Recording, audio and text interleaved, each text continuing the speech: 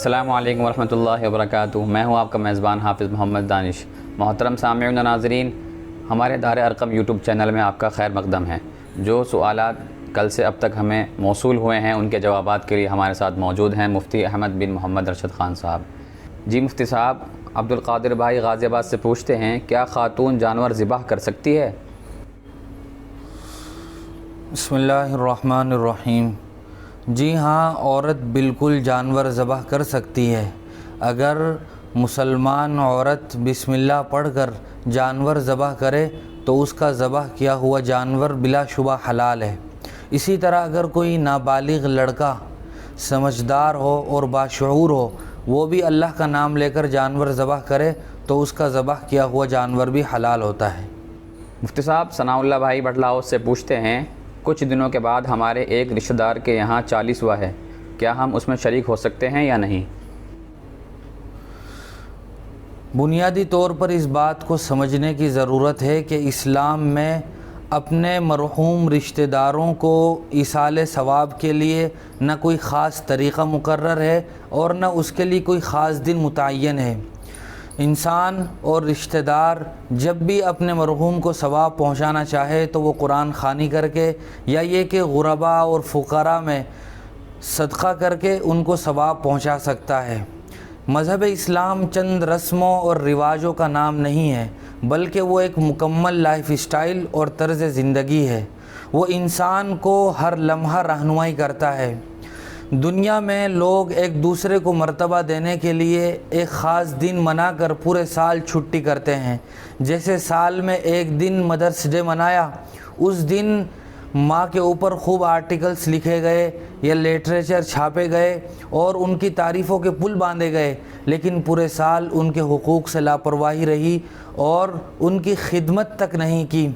صرف ایک دن منا لینے سے مسئلہ حل نہیں ہوگا۔ اسلام میں ہر دن مدرس ڈے ہے، اسی طرح ہر دن ہم اپنے رشتہ داروں کو ثواب پہنچا سکتے ہیں۔ اس کے لیے 30واں، 10واں اور 40واں کرنے کی بالکل ضرورت نہیں ہے، اور ان دنوں میں جو خرافات اور بدعات ہوتی ہیں ان کا اسلام سے کوئی تعلق نہیں ہے۔ مفتی صاحب، عمران بھائی اوکھلا سے پوچھتے ہیں، ہمارے محلے میں کئی مسجدوں میں ایک ساتھ اذان ہوتی ہے، کس اذان کا جواب دیا جائے؟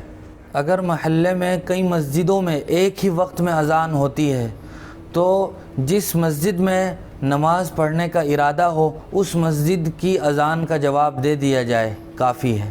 مفتی صاحب، ایک صاحب پوچھتے ہیں، بہت سے لوگ ننگے سر نماز پڑھتے ہیں، شریعت میں اس کی کیا حیثیت ہے؟ سر ڈھانپ کر نماز پڑھنا شریعت میں کوئی واجب اور ضروری تو نہیں ہے، لیکن سنت ضرور ہے، اور ایک مسلمان کے لیے کسی کام پر عمل کرنے کے لیے اتنا جان لینا کافی ہے کہ وہ رسول اکرم صلی اللہ علیہ وسلم کی سنت ہے۔ اگر محض غفلت، سستی یا فیشن کی وجہ سے سنت کو ترک کر دیا جائے تو یہ سنت کا ایک مذاق ہے۔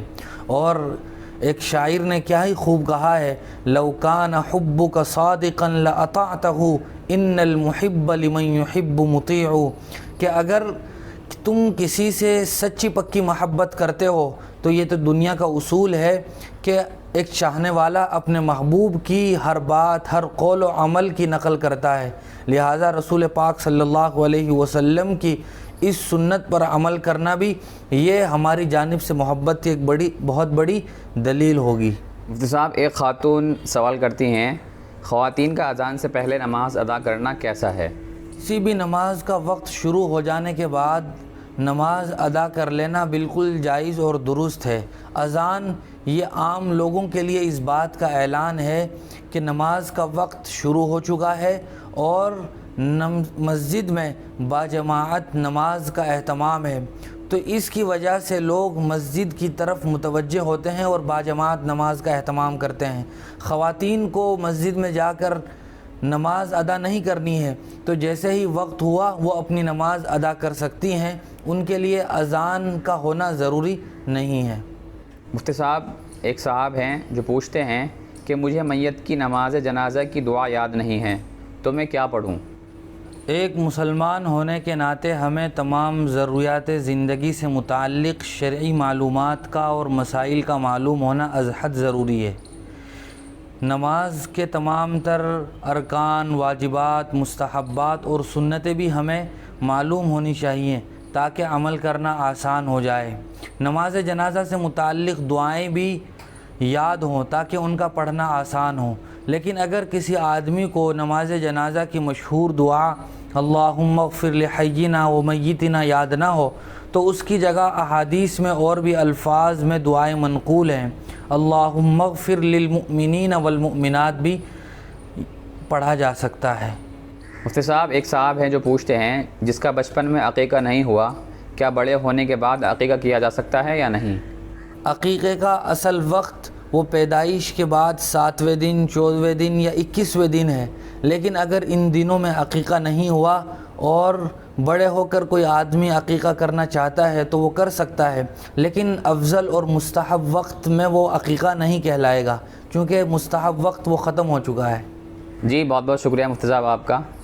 اسی طرح کے مزید مسائل کی جانکاری کے لیے آپ اپنا سوال ہمارے کمنٹ باکس یا ڈسکرپشن میں دیے گئے نمبر پر آپ ہمیں واٹس ایپ بھی کر سکتے ہیں۔ ہمارے دار ارقم یوٹیوب چینل کو آپ سبسکرائب کریں، ویڈیو کو لائک کریں، شیئر کریں، صدقہ جاریہ ہوگا۔ جزاک اللہ۔